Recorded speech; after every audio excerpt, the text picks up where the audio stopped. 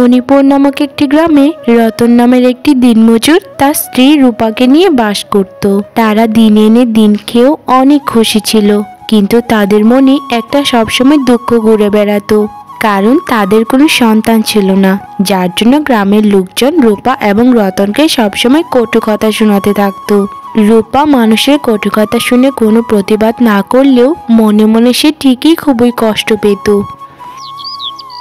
কি গো গিন্নি, কিছুদিন ধরে দেখছি তোমার মনটা খুবই খারাপ। আগে তো তুমি এমন মুখ বার করে থাকতে না, কিন্তু এখন তোমার কি হয়েছে? সবসময় মুখটা এরকম গুমরা করে থাকো যে। আমাদের তো এমনিতেই কোনো সন্তান নেই, এতেই তো আমরা কত কষ্টে থাকি, তবু কেন যে মানুষ কাটা গায়ে নুনের ছিটা দেয় আমি তা বুঝি না। উপরওয়ালা যদি আমাদেরকে সন্তান না দেন তাহলে আমাদের কি করার আছে বলো তুমি? তবু মানুষ আমাকে সবসময় অপয়া অপয়া বলে ডাকতে থাকে। আচ্ছা, উপরওয়ালার কি একটুও মায়া হয় না আমাদের উপর? চিন্তা করো না গিন্নি, দেখো আমাদের খুবই তাড়াতাড়ি সন্তান হবে। উপরওয়ালা আমাদেরকে দয়া করবেন। অবশেষে উপরওয়ালা তাদের প্রার্থনা শুনতে পান এবং রূপার গর্ভে একটি বাচ্চার সৃষ্টি হয়। গিন্নি, আমি এত খুশি যে এই পৃথিবীর সকল খুশি আমি পেয়ে গেছি। সত্যি উপরওয়ালা আমাদের কথা শুনতে পেয়েছেন। আমি অনেক খুশি। আমি মা হব কিছুদিন পরে। আমাকে আর মানুষ অপয়া বলবে না। আমরা মূর্খ হলে কি হবে? আমাদের সন্তান পৃথিবীতে আসার পরে তাকে অনেক পড়াশোনা করাবো আমরা। তাকে মানুষের মতো মানুষ বানাবো, যেন কেউ বলতে না পারে যে দিনমজুরের সন্তান দিনমজুর হয়েছে। তুমি একদম ঠিক কথা বলেছো গিন্নি, আমাদের সন্তানকে আমরা অনেক দূর পর্যন্ত পড়াশোনা করাবো। কিছুদিন পর তাদের ঘর আলো করে একটি ফুটফুটে ছেলে সন্তানের জন্ম হয়। তাতে তারা অনেক খুশি ছিল। সেই ছেলে সন্তানের নাম রাখেন তারা রাজু। এভাবেই 4-5 বছর কেটে যায়। রাজু ধীরে ধীরে বড় হতে শুরু করে। মা, তুমি যে বলেছিলে আমাকে স্কুলে ভর্তি করাবে, কখন করাবে গো? দেখো, 2 দিন ধরে আমার মাথা একদম খেয়ে ফেলছি। তোকে তো বলেছি যে শনিবারে তোকে নিয়ে যাবে স্কুলে ভর্তি করাতে। তুই কি শুনিসনি? আগামীকালকে শনিবার হবে, বুঝেছিস বাবু? তোর বাবা কাল কাজ থেকে ফিরে এসে তোকে স্কুলে নিয়ে ভর্তি করিয়ে আসবে। আচ্ছা মা, স্কুলে গেলে তো স্কুল ড্রেস লাগে, আমাকে স্কুল ড্রেস বানিয়ে দেবে না? তোর যা যা লাগে সব কিছুই আমরা করে দেব বাবা, শুধু তুই মন দিয়ে পড়াশোনা করবি, ঠিক আছে? আমরা যতই কষ্ট করি না কেন তোকে কখনোই কষ্ট পেতে দেব না। অনেক পাকামো করেছো, আর তোমার পাকামো করতে হবে না। চলো এখন তোমাকে গোসল করাবো, তারপর খাবে চুপচাপ। আচ্ছা মা। পরের দিন সকালে রাজুর বাবা রাজুকে স্কুলে ভর্তি করাতে নিয়ে যায়। রাজুর বাবা রাজুকে অনেক বড় একটি স্কুলে ভর্তি করেন, কারণ তাদের অনেক বড় স্বপ্ন ছিল রাজুকে নিয়ে। রাজু স্কুলে ভর্তি হওয়ার পর থেকেই সে অনেক ভালো মতো পড়াশোনা করতে শুরু করে এবং প্রত্যেক শ্রেণীতেই সে প্রথম স্থান অধিকার করে। এতে রাজুর মা বাবা প্রচণ্ড রকমের খুশি হয়। বাবা রাজু, তুই প্রত্যেক পরীক্ষায় এত ভালো ভালো ফলাফল করছিস, যেটা দেখে তোর বাবা আর আমি খুশিতে আত্মহারা হয়ে যাচ্ছি। তুই নিশ্চয়ই পারবি আমাদের স্বপ্ন সত্যি করতে। তোর জন্য প্রার্থনা করি বাবা, তুই অনেক বড় হো জীবনে। এভাবেই প্রায় 20টি বছর কেটে যায়। সেই ছোট্ট রাজু অনেক বড় হয়। রাজুর পড়াশোনা শেষ, সে এখন চাকরির জন্য প্রস্তুতি নিচ্ছে।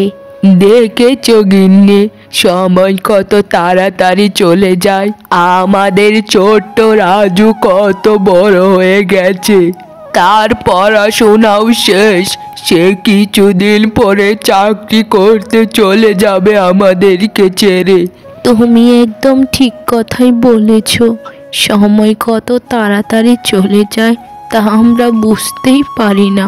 তবে মৃত্যুর আগে আমার একটাই চাওয়া, যেন আমার রাজু বাবা সফলতা দেখে যেতে পারি। হ্যাঁ গিন্নি, রাজুকে তো একটা বিয়েও করাতে হবে নাকি? এভাবে তো আর জীবন চলে না। রাজুর চাকরিটা হোক আগে, তারপর তাকে একটা বিয়ে করিয়ে দেব। না গো, শোনো, রাজু যাকে পছন্দ করবে তার সাথেই আমরা তাকে বিয়ে দেব। আমরা তো আর সংসার করব না, তাই না? ওরা সুখী হলেই আমরা সুখী। এরপর বেশ কিছুদিন পরে রাজুর নামে শহর থেকে একটা চিঠি আসে, যে চিঠিতে লেখা ছিল যে শহরের একটি বড় কোম্পানিতে রাজুর অনেক বড় পদে একটি চাকরি হয়েছে। যে খবর শুনে রাজু এবং তার পরিবার অনেক খুশি হয়। আচ্ছা মা বাবা, তোমরা এভাবে কান্না করছো কেন বলো তো? আমি তো আর একবারই চলে যাচ্ছি না। আমি তো তোমাদেরকে কথাই দিয়েছি যে প্রত্যেক মাসে মাসে আমি বাড়িতে একবার আসবো আর প্রত্যেক দিন ফোনে কথা বলবো। আমার প্রথম মাসের মাইনে দিয়ে দুটো ফোন কিনবো, একটা তোমাদেরকে দেবো আর একটা আমি নেব। ফোন কেনার আগ পর্যন্ত মোড়ল মশাইয়ের ফোন দিয়ে আমাকে কল করো, আমিও ওখানে কল করব। এবার কান্না বন্ধ করো তো মা বাবা। বাবা রাজু, তুই আমাদের জীবন, আমাদের সব কিছু। তোকে ছাড়া এতদিন আমরা কোথাও থাকিনি রে। শোন বাবা, সুন্দর মতো চলিস আর 3 বেলায় গরম গরম খাস। আর শোন, তোর বাবা আর তোর মাকে কিন্তু ভুলে যাস না বাবা। তোর এই দিনটা দেখার জন্যই উপরওয়ালা হয়তো আমাকে বাঁচিয়ে রেখেছিলেন রে রাজু। আমাদের আশীর্বাদ সব সময় তোর মাথার উপর আছে বাবা। তুই আরো অনেক বড় হবি বাবা, অনেক বড় হবি। আচ্ছা মা বাবা, আমার দেরি হয়ে যাচ্ছে, আমি তাহলে আসি কেমন? তোমরা সাবধানে থেকো। এই কথা বলে রাজু শহর যাওয়ার উদ্দেশ্যে চলে যায়।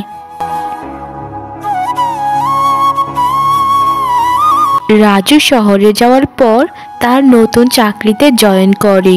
তার চাকরিটা অনেক বড় হওয়ায় কোম্পানি থেকে গাড়ি বাড়ি সবকিছুই রাজুকে দেয়। এভাবেই প্রায় 1 মাস কেটে যায়। রাজু তার বাবা মায়ের খোঁজখবর নেওয়াও তো দূরে থাক, একটি কলও পর্যন্ত করেনি। এদিকে রাজুর বাবা মা রাজুর চিন্তায় পাগলের মতো হয়ে যাচ্ছিল। তখনই রাজুর মা দৌড়ে দৌড়ে মোড়ল মশাইয়ের কাছে যায় এবং বলে তার ছেলের সাথে তাকে কথা বলিয়ে দিতে। বাবা রাজু, তুই কেমন আছিস বাবা? এতগুলো দিন হয়ে গেল তোর কোনো খোঁজ খবর নেই। তোর শরীর ভালো তো বাবা? কথা বল বাবা, কথা বল। হ্যাঁ মা, আমার শরীর স্বাস্থ্য সকল কিছু ঠিক আছে। আমি মাত্র অফিস থেকে ফিরলাম, একটু পরে আমি কথা বলছি। এখন আমার শরীরটা খুব ক্লান্ত লাগছে। আমি কল করতামই, কিন্তু অফিসের কাজে অনেক বিজি থাকি তো, তাই করতে পারি না। আচ্ছা মা, রাখছি, বাই। রাজুর মা রাজুকে কিছু বলার আগেই রাজু ফোনটা কেটে দেয়। এতে রাজুর মা ভীষণই কষ্ট পায়। আমাদের রাজু এখন অনেক পরিবর্তন হয়ে গেছে গো। আগের মতো আর সে নেই। তার নাকি সময় নেই আমাদের সাথে কথা বলার।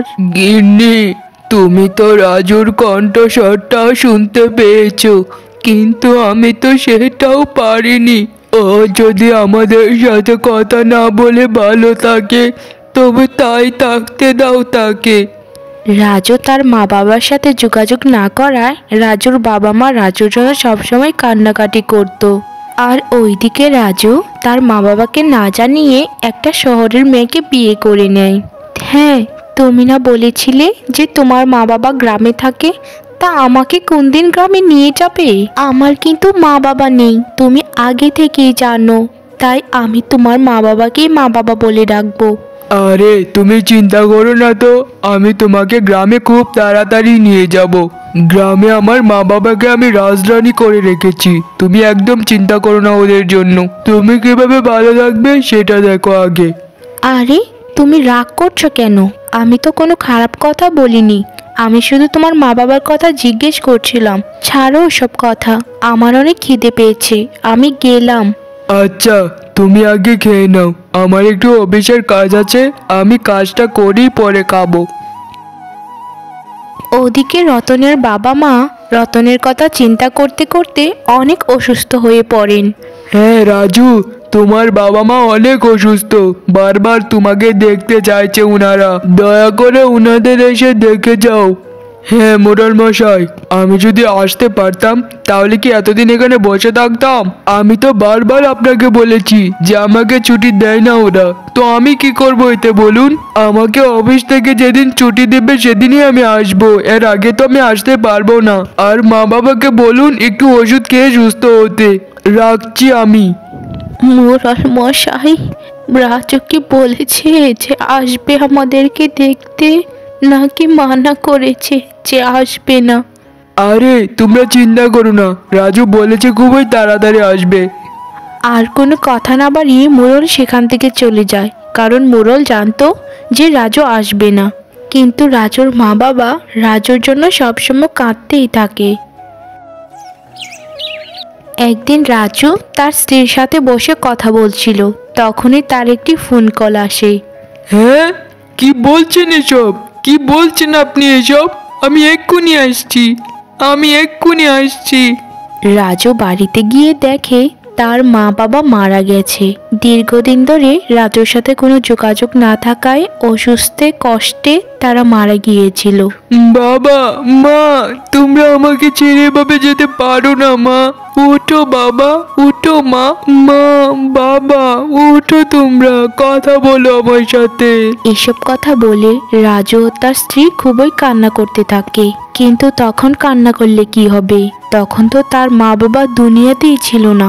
ছি ছি, তোমার মতো এরকম কোলাঙ্গার সন্তান আমি আমার জীবনেও দেখিনি। নিজের মা বাবার সাথে এটা তুমি করতে পারলে? তুমি কারো সন্তান কেন, তুমি কারো স্বামী হওয়ার যোগ্য না। আমি যদি জানতাম তাহলে তোমাকে কোনোদিনও বিয়ে করতাম না। তুমি আমাকে এত এত মিথ্যে কথা বলেছো যে তোমার বাবা মাকে তুমি রাজরানী করে রেখেছো, কিন্তু না, এখন দেখা যাচ্ছে যে তোমার মা বাবার মৃত্যুর জন্য তুমি একমাত্র দায়ী। তুমি থাকো তোমার চাকরি, তোমার কেরিয়ার নিয়ে, আমি গেলাম। আমার সাথে আর কোনোদিনও তুমি যোগাযোগ করবে না। এই কথা বলে রাজুর স্ত্রী সেখান থেকে চলে যায়। তখন রাজু আস্তে আস্তে তার সকল ভুল বুঝতে পারে। আমাদের উচিত বাবা মায়ের সাথে সবসময় ভালো আচরণ করা, তাদেরকে সময় দেওয়া, কারণ আমাদের এই পৃথিবীতে বাবা মা ছাড়া কেউ আপন হয় না।